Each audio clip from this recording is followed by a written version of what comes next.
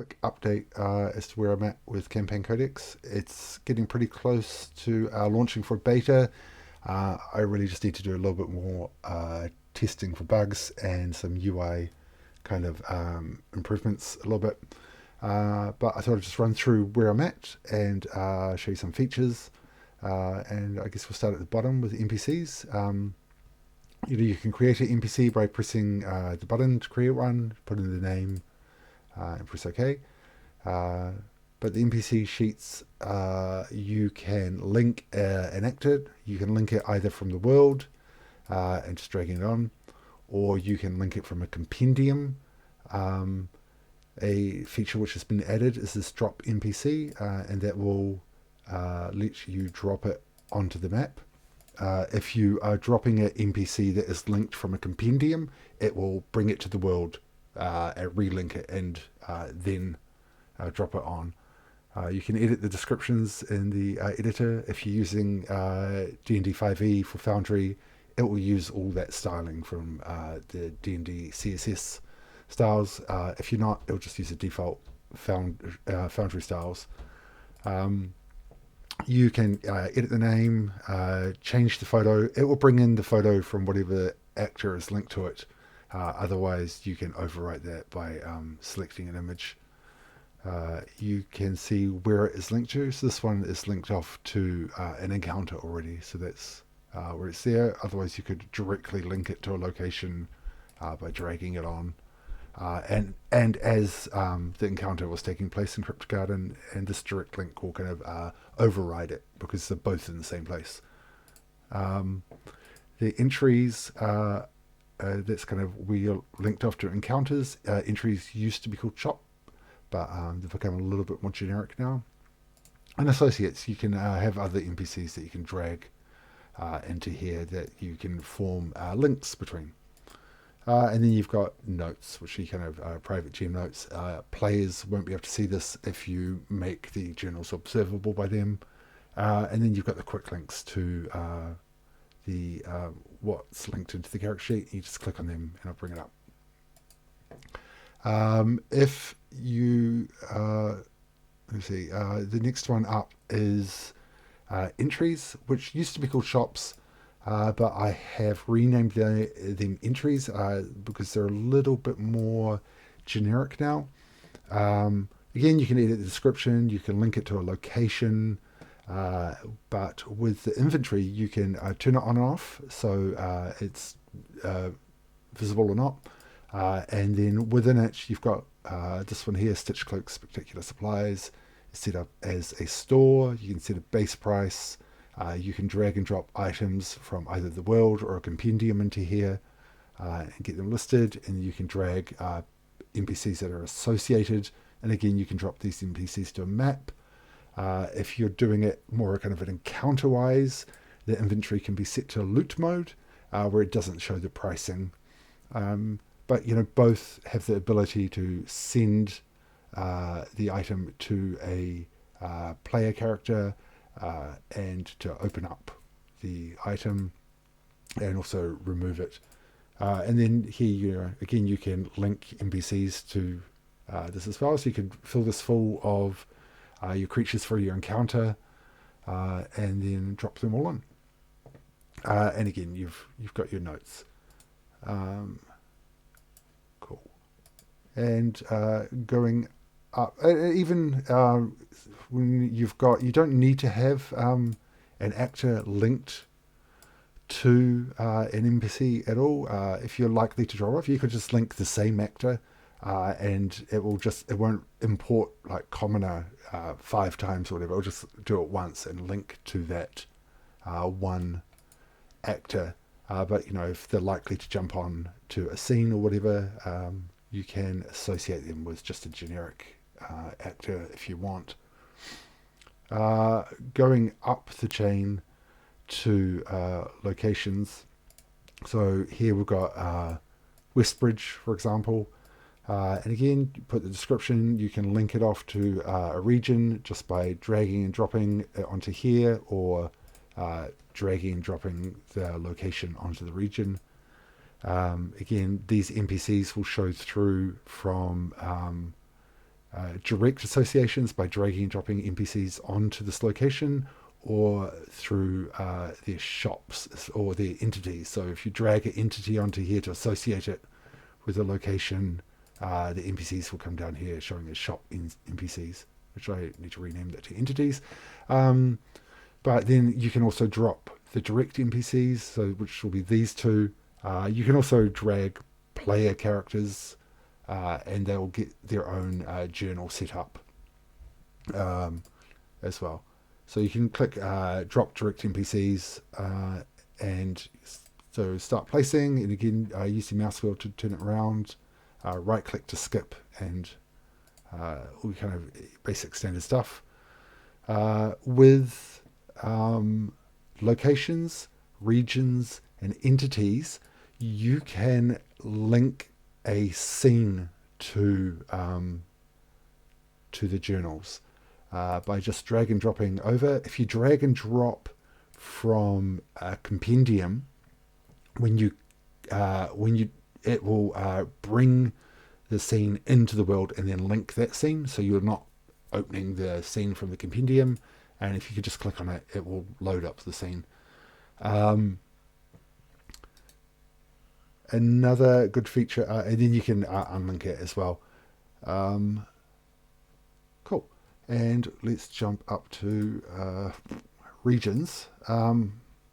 Regions are kind of your collection of locations.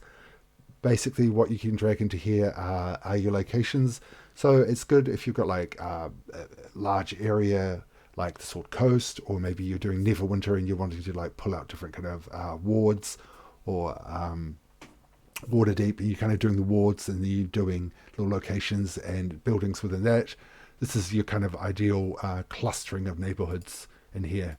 And you kind of see all the people that have been brought in directly from location NPCs, all the shop NPCs, and then any of the entries or stores. And again, you got your notes and any other kind of notes you want here.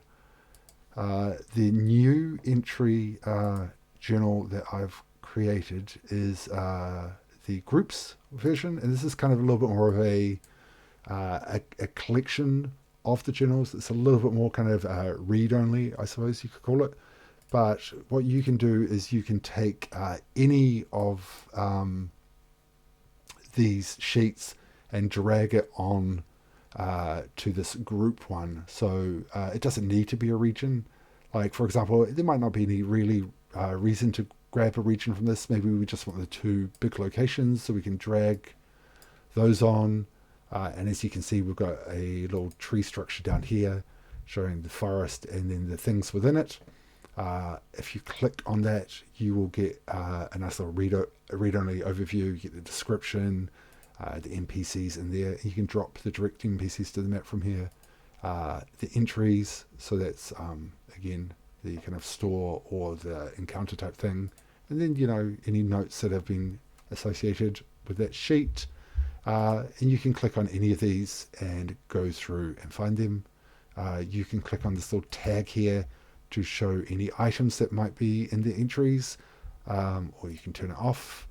You can collapse all or expand all, and then also within this you've kind of got the overview where you can add a description about this group. You can see the kind of stats for your group up here, how many regions, how many locations, how many entries, how many NPCs, and how many items are in the shop. And you can click through and filter this off, see all the NPCs, all the location NPCs, and so on. And same with the entries. You can get a little bit of overview of that, and broken down by area and locations. You can click on these to jump out. And you got some GM notes as well. So this is kind of your dashboard, I guess. You can build it up, you can view it however you want, but maybe you're running one particular area of a campaign, and you've kind of got everything at your fingertips here. If it's not something you really need to edit, but you can still jump in and drop your NPCs to the map. You can see what's like sitting in the store. and you can still send it off to your players and stuff from here, or view the item. So fully functional from within here, but this is kind of your more dashboard view. Again, you can change the image out and stuff. Another feature which has been added is the export to campaign codex. You can drag and drop from compendiums into the journal sheets, and you can drag your journal sheets off to compendiums, but you just got to be aware that there's kind of bi-directional linking. So if something gets deleted from the world, it will remove the link from everything that it was linked to, because it will detect that there's a broken link. So if you're wanting to create this whole thing and then package it up in a compendium so you can share it between Foundry worlds, that's where kind of export campaign codex comes in. You can click this button, give it a name, get it to do a cleanup, so it'll check for broken links. You can also check it to export any of the link scenes. It won't do any of the graphics, but it will take the scene file, so you're going to make sure that you take those graphic files with you if you're moving it to a different world or to a different Foundry instance. You click export, it'll give you a rough overview. Click export now, and if we jump over to our compendium packs, you will see that we've got these compendiums here now. We've got the link scenes, we have all of the journal sheets from the campaign codex sitting in here, we've got all of the linked items, and we've got all of the linked actors. And so within this, all of these links are now linked to the compendium items. So they're no longer linked to the world. So you can just run it from within the compendium if you want, no problem. If you, for example, jump into one of these ones with a link scene, we've already done the logging camp. Let me find one. Here we go. Here's one with another link scene. So if you click on this from a compendium, which is linked to a compendium scene because it's been exported, if you click on this, it is going to import it. Well, it's already been imported. It's going to import it into the world, but because this one was already in the world, it didn't bother re-importing it. But this link won't change. So this will stay linked to the compendium, but it's made it a little flag so it knows that there's a world copy sitting there. And if you're kind of wanting to bring in a whole package of these campaign codex into a world from a compendium, I've got an import feature. So this will populate with whatever compendiums are flagged as being a campaign codex.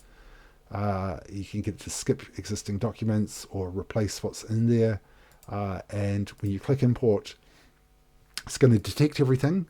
It's going to bring in everything into the world, and then it will link everything to the world versions, so you don't end up with any broken links at all. It's kind of where I'm at now. I've got a few things to fix up with a bit of the UI still. It's the shops instead of entities, and there's a couple of buttons and stuff I still need to fix up. But I reckon I'll get this out into beta pretty soon. I'll definitely post about it on Blue Sky and my Patreon when it's ready to go.